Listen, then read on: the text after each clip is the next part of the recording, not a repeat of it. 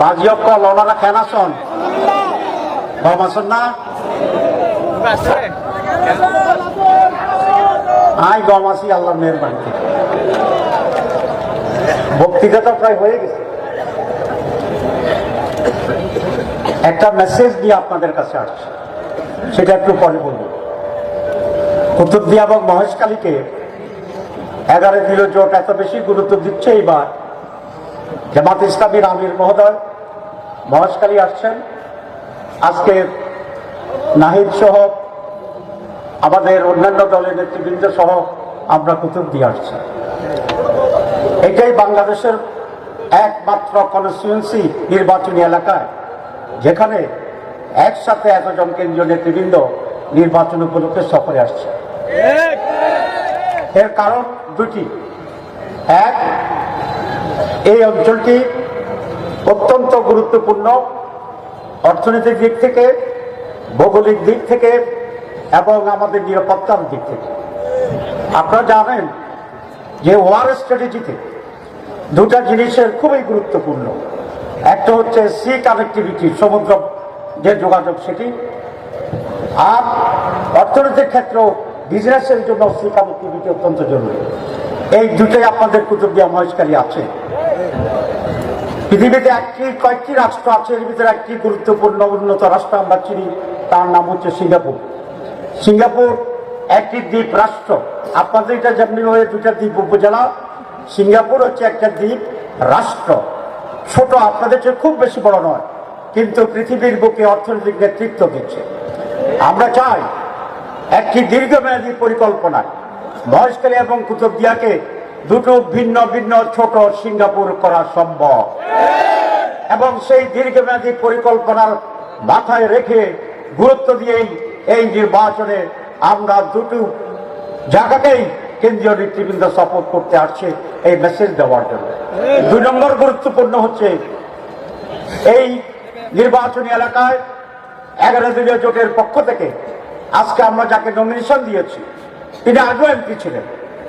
তার গুরুত্ব, তার কি গুরুত্ব, এইবার 11 দলীয় জোট ইনশাল্লাহ সরকার গঠন করবে। কিভাবে করবে? এটা স্লোগান নয়, আমাদের সাথে ইসলামী সব দল আছে, ঠিক আছে কিনা? আমাদের সাথে জুলাই বিপ্লব আছে, ঠিক আছে কিনা? আমাদের সাথে 71 সালের জীবিত বীর বিক্রম অলি আহাদ সহ সেই চেতনাও আছে। তো সবটা যোগ করলে আমরা মেজরিটি, ঠিক কিনা? একদিকে একটি দল, আরেকদিকে সারা বাংলাদেশ, এবং সেটা লক্ষণ আমরা দেখছি যে টেকনাফ থেকে তেঁতুলিয়া পর্যন্ত হাজার লক্ষ মানুষের ঢল আজকে 11 দলীয় জোটের পক্ষে আল্লাহর মেহেরবানিতে সংগঠিত হয়েছে। 11 দলীয় জোটের সরকার গঠন করে যে ফোয়ারে ওনারা এদের দিকটা আরো নমিনেশন দিই, ইবা পূর্ণমন্ত্রী হইব ইনশাআল্লাহ। ইবা কি হইব? ইবা মন্ত্রী হইব, গুরুত্বপূর্ণ মন্ত্রী হইব। ওনারা মন্ত্রী স্যার না এমপি স্যার? আরো জোরে মন্ত্রী হইব। এবার যদি মন্ত্রী হয় তাহলে যে দীর্ঘমেয়াদী পরিকল্পনা আর করছি আমার গোলাই আর ষাট গাইয়া বাসা ইংরেজির মতো ভুল হইতে পারে। অনারা বর্ণনা করছেন হামিদুর রহমান আজাদ, কেন্দ্রীয় নেতা, জামাতের অত্যন্ত গুরুত্বপূর্ণ নেতা। আপনারা হামিদকে টেলিভিশনে দেখেন, কার সাথে দেখেন? চিফ অ্যাডভাইজারের সাথে মিটিং করতেছে, বিদেশি মেহমান আসে মিটিং করতেছে, রাষ্ট্রদূতরা আসে মিটিং করতেছে। এরকম ছবি দেখা যায় না? যায় না? হামিদুর রহমান আজাদ যদি এমপি হয়, মন্ত্রী হয়, তাহলে শুধু দেশ নয় বিদেশ থেকে অনেক ফান্ড আপনাদের জন্য আনতে পারবে ইনশাআল্লাহ। একটা হচ্ছে লোকাল বাস, আর একটা হচ্ছে এক্সপ্রেস ট্রেন। লোকাল বাস কোনটার নাম বলতে চাই না, ওনারা বুঝছেন না? ওনারা বুঝছেন? আর এক্সপ্রেস ট্রেন স্টেজে বসা আছে, ঠিক আছে না? সুতরাং নির্বাচনে এটা খুব গুরুত্বপূর্ণ যে আপনি আপনার নেতা কাকে বানাবেন, কার মাধ্যমে আমাদের দাবি আদায় হবে।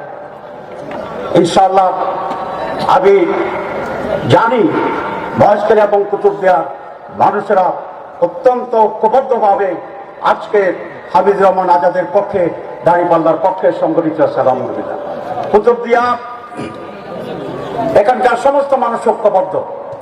দলের ভিত্তিতে জাতীয় নির্বাচনে ভোট হওয়া উচিত নয়, কারণ শুধু এটা দলের নেতা নেতৃত্ব, আমরা নেতা বাছাই করি না, আমরা সমগ্র জনগণের নেতা বাছাই করি।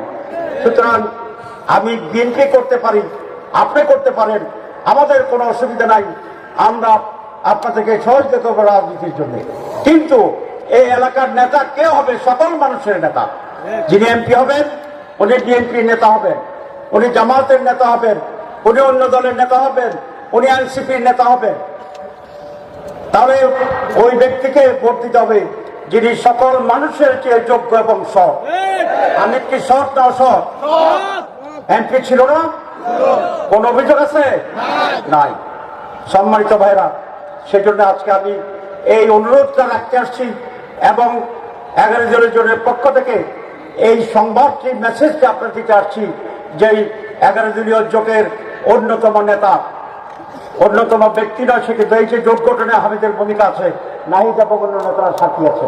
রাতের পর রাত জেগে এই জোট গঠন করে সিট ডিস্ট্রিবিউশন করে যে জাতীয় কর্তব্য পালন করছে তার অন্যতম হচ্ছে আপনাদের সন্তান হামিদুর রহমান আজাদ।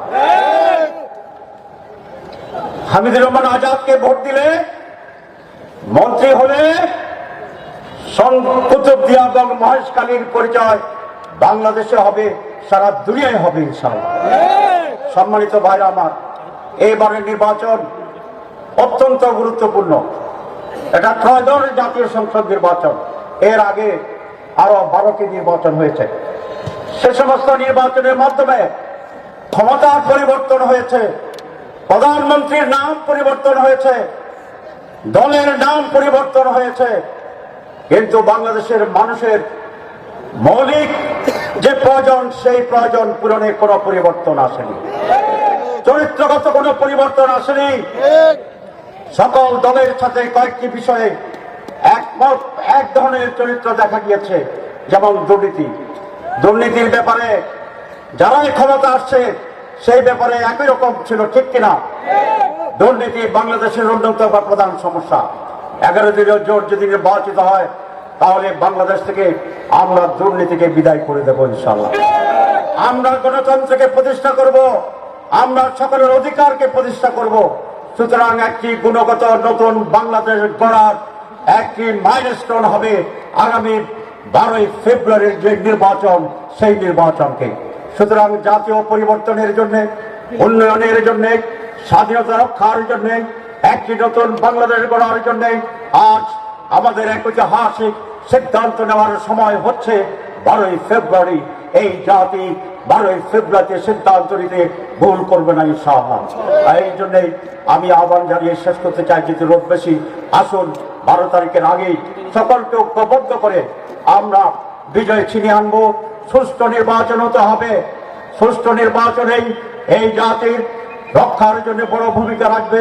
নির্বাচনে যদি কারচুপি হয়, কোন ষড়যন্ত্র হয়, তাহলে এই জাতি সেটাকে রুখে দেবে, এই নির্বাচনকে কোনোভাবে মেনে নেবে না।